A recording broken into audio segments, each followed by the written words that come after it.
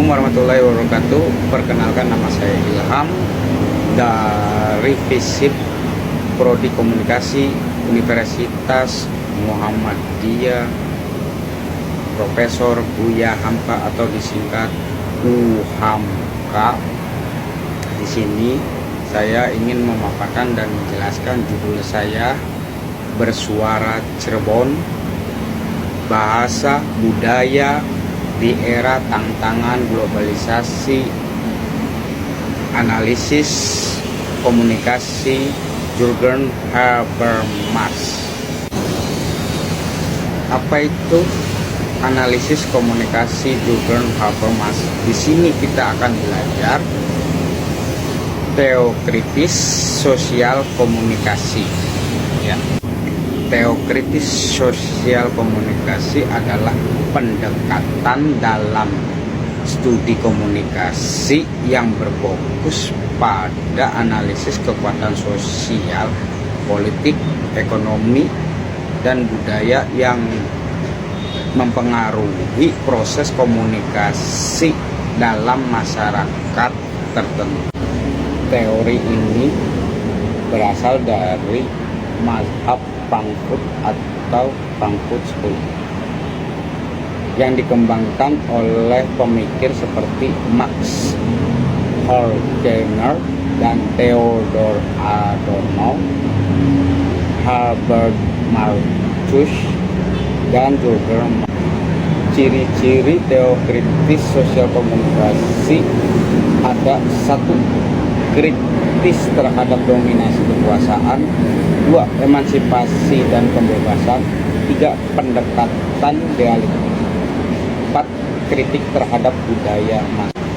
Tokoh yang akan saya ambil dari teori ini dan kontribusinya adalah Jürgen Habermas.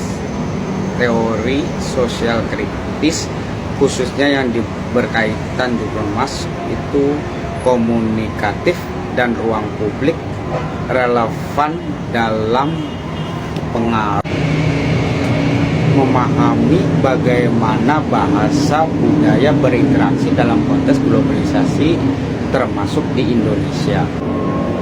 Teori Jürgen Habermas dan komunikasi itu ada 3, di antaranya tindakan komunikatif, ruang publik, dan rasionalitas, di mana masa depan bahasa daerah khususnya di Indonesia itu ada 718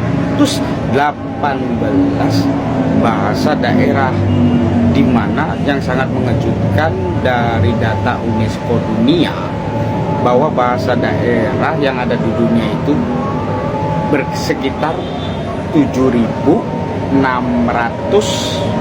bahasa daerah dunia, dan setiap 2 minggunya itu ada 1 bahasa daerah yang kehilangan jati dirinya atau punah, tidak mengenal lagi bahasanya.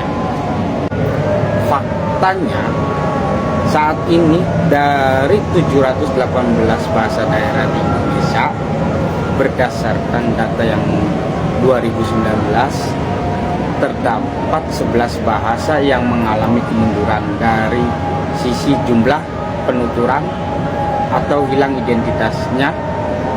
Berdasarkan data Badan Pengembangan dan Pembinaan Bahasa tahun 2024, dari 718 bahasa daerah Indonesia terdapat 18 bahasa daerah bersama-sama, 21 kehilangan identitas, 29 terancam punah, 8 kritis, dan terakhir 5 bahasa punah.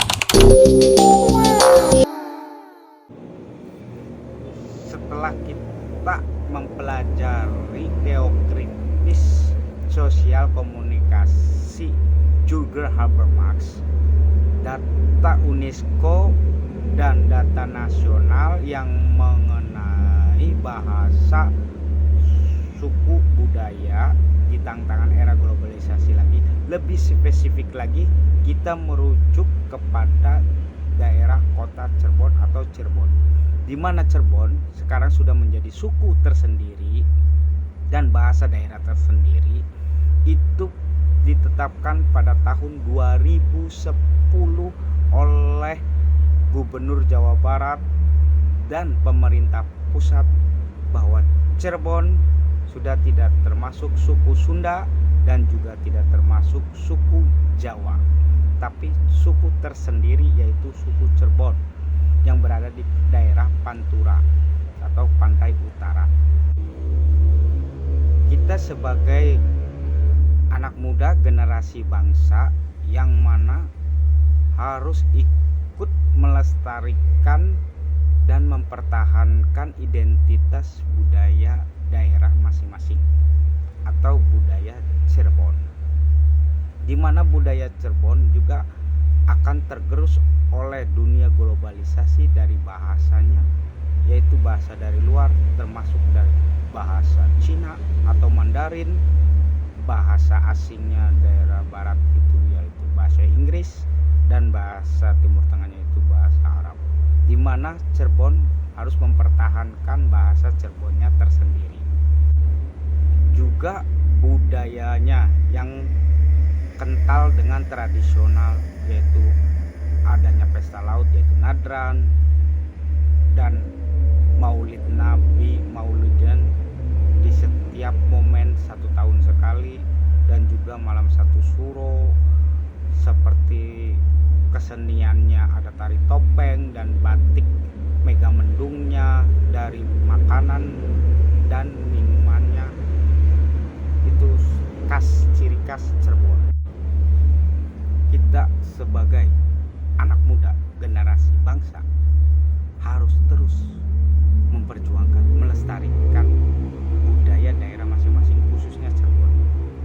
Kalau bukan kita, lalu siapa lagi? Kalau tidak saat ini, mau kapan lagi? Ini adalah era globalisasi.